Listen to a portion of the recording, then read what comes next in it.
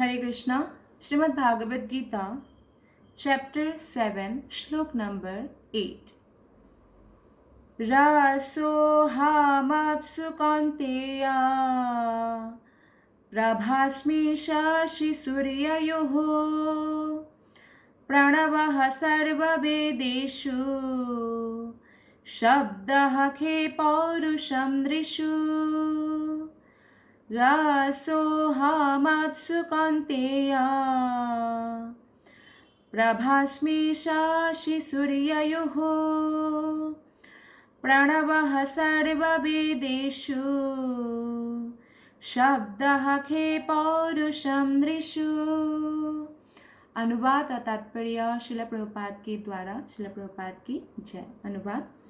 हे कुंती पुत्र, मैं जल का स्वाद हूँ, सूर्य तथा चंद्रमा का प्रकाश हूँ, वैदिक मंत्रों में ओमकार हूँ, आकाश में ध्वनि हूँ तथा मनुष्य में सामर्थ्य हूँ।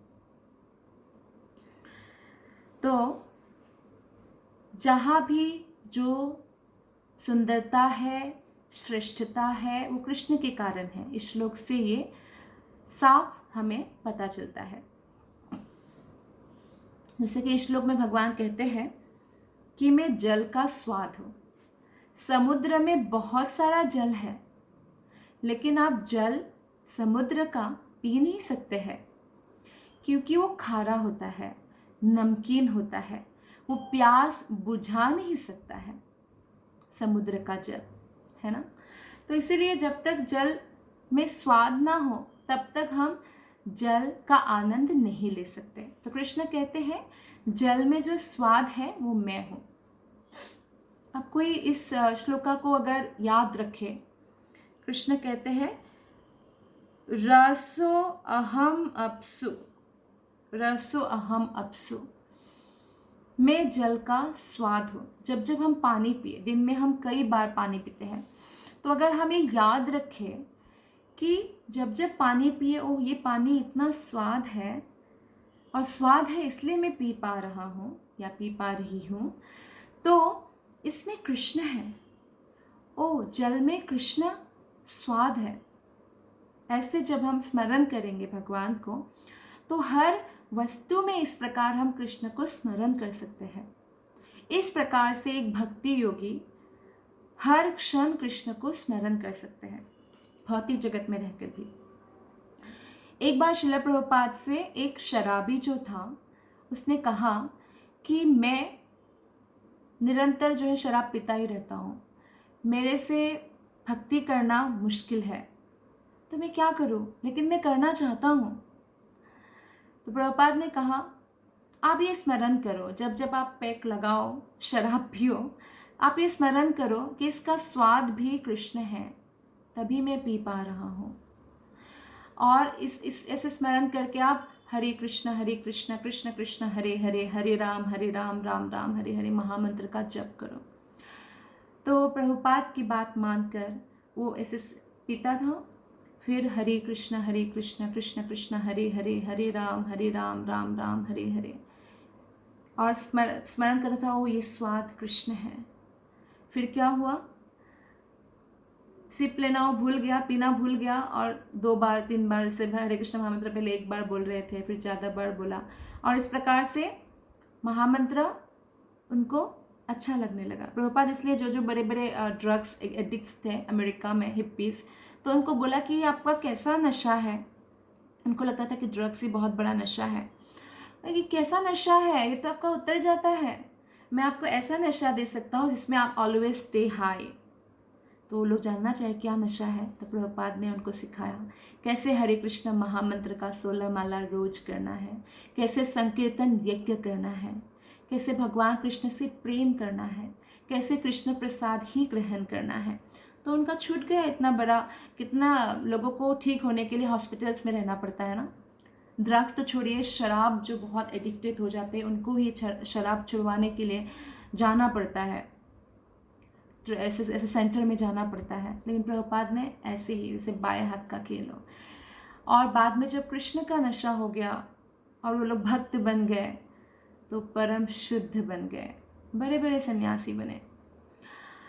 तो इस प्रकार से कोई अगर शराब के भी आदी है या कोई भी गलत आदतों के आदी है, तो भगवान को स्मरण करके, भगवान का नाम जप करके बहुत आसानी से उस बुरी आदतों से बच सकता है। लेकिन इच्छा हमारे हृदय में होना चाहिए, कि जैसे प्रभुपाद को आके उन्होंने कहा कि मैं चाहता तो हूँ भक्ति करना, लेकिन कर नहीं सकता। तो ऐसे हमारे हृदय में होना चाहिए कि मैं चाहता हूँ, और कृष्ण से निरंतर प्रार्थना करना चाहिए। फिर कृष्ण कोई ना कोई ऐसे भक्त हमारे पास भेजते हैं जिसकी सहायता से हम भक्ति कर सकते हैं। जल का स्वाद कौन है? कृष्ण है। सूर्य तथा चंद्रमा का प्रकाश।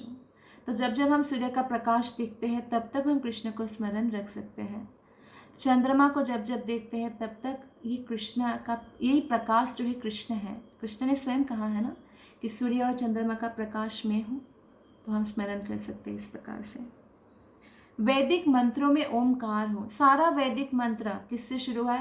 ओम, लाइक दैट, ओम नमो भगवते वासुदेवाय, लाइक ओम केशवाय नमः, ओम नारायणाय नमः। तो ओम ओम ओम से शुरू हुआ है। तो इस प्रकार से हमें जितने भी वैदिक मंत्र है उसका जो ओम शुरुआत है उसे स्मरण करना चाहिए कि स्वयं कृष्ण है, ओमकार है, कृष्ण है, उनके बिना कोई शुरुआत नहीं हो सकता है। और आकाश में ध्वनि हो। कृष्ण ने स्वयं कहा शब्द के भीतर मैं हूँ, और कृष्ण के कारण ही ये जो ध्वनि है हम सुन पाते हैं, कृष्ण की कृपा से ही संभव है। तो ये ध्वनि जब जब हम सुनते हैं, जो ध्वनि आकाश में ध्वनि हो मतलब जो हम बोलते हैं वो शब्द के भीतर भी कृष्ण है, वो ध्वनि है। और मनुष्य में सामर्थ्य हो। मनुष्य कोई बहुत सामर्थ्यवान होते हैं, बहुत बुद्धिमान होंगे, कोई बहुत बलशाली होते हैं, है ना, कोई बहुत अलग अलग क्वालिटीज़ होते हैं। तो ये जो सामर्थ्य उनके अंदर आया, तो वो सामर्थ्य कौन है?